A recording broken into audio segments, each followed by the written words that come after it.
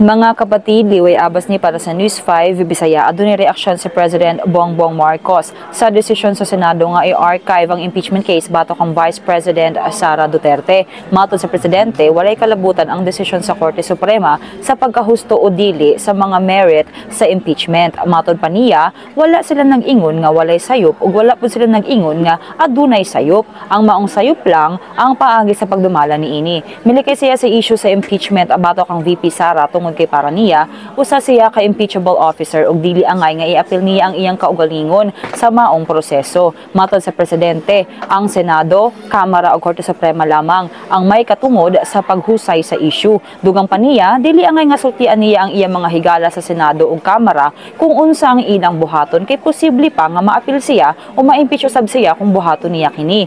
Naghinumduman nga gideklarar sa Korte Suprema nga unconstitutional ang Articles of Impeachment batok sa bise. Nagsumite na og motion for reconsideration ang Kamara samtang gi-archive kini sa Senado. Sa laing bahin, nagpasalamat si VP Sara sa pag-archive sa impeachment case batok kaniya. Matod niya, ang respetuhon ang desisyon sa mayorya sa Senado. Bisan pa man, gusto unta ni VP Sara nga ipresentar ang mga ebidensya sa prosecution ug sa iyang depensa apan wala na kini higayon karon.